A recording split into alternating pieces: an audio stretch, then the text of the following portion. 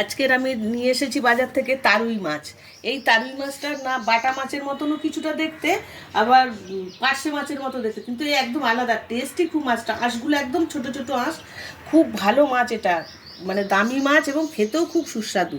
এই মাছটা আমাদের গ্রামের দিকে পাওয়া যায় না, কিন্তু এখানে খুব দেখি। এই মাছটা দিয়ে আমি রান্না করব বেগুন দিয়ে ঝোল। এই মাছটা আমি কাঁচা রান্না করব, বেগুন দিয়ে ঝোল করব।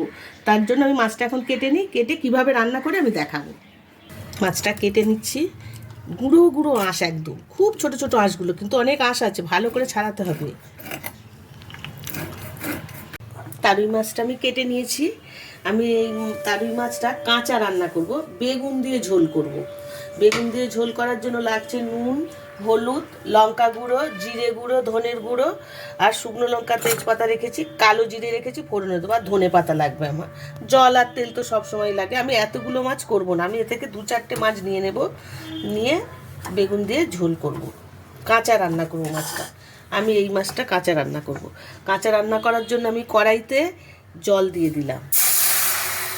গ্যাসটা আমি আগেই জ্বালিয়ে রেখেছি। কড়াইটা গরম হওয়ার জন্য আমি জলটা দিয়ে দিলাম। এখন এই মাছটার মধ্যে আমি দেব হলুদ, দেব কড়াইয়ের জল তো অল্প একটু করে দেব, আমি দেব লঙ্কা গুঁড়ো, কড়াইতেও 1/2 চামচ লঙ্কা গুঁড়ো দেবো জলের মধ্যে, আর দেবো জিরের গুঁড়ো, মাছের মধ্যে 1/2 চামচ, কড়াইতে 1/2 চামচ, ধনের গুঁড়োও তাই, এখানে 1/2 চামচ, কড়াইতে 1/2 চামচ দিয়ে মাছটা এখন আমি ভালো করে মাখিয়ে নেব। নুন দেব আন্দাজ মতন। মাছটা এখন ভালো করে আমি একটু মাখিয়ে নেব। এর মধ্যে দেব কাঁচা সর্ষের তেল, মাছের মধ্যে দেব আমি।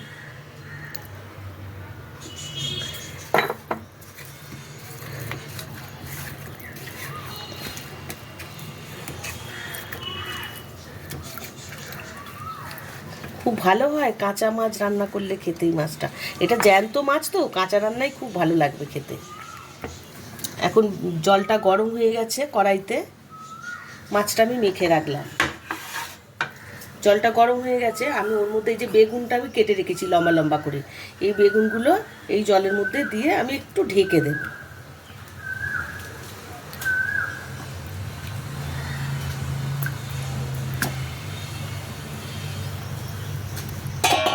দু 3 মিনিট ঢাকা থাকবে। 2-3 মিনিট হয়ে গেছে। এখন আমি ঢাকাটা খুলে, বেগুনটা প্রায় সিদ্ধ হয়ে এসছে, হাফ সিদ্ধ হয়েছে, আমি এই মাছটা এই বেগুনের মধ্যে দিয়ে দেবো। দিয়ে একটু জল দিয়ে এই মশলাটা আমি ওর মধ্যে দিয়ে দেবো।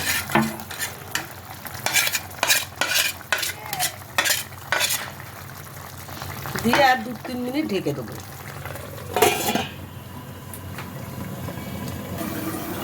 2 মিনিট হয়ে গেছে, ঢাকাটা খুলে দেখি, হ্যাঁ একদম রেডি হয়ে গেছে। এখন আমি মাছের আর বেগুনের ঝোলটা এর মধ্যে ঢেলে নিলাম। কড়াইটা একটু ধুয়ে নেব আমি।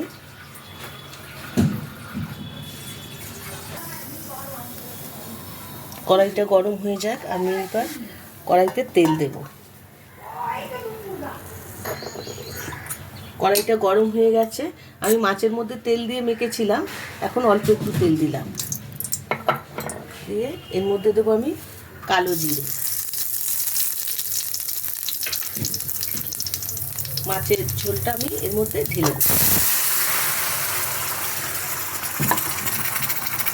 এখন একটু ধনে পাতা দিয়ে দেবো।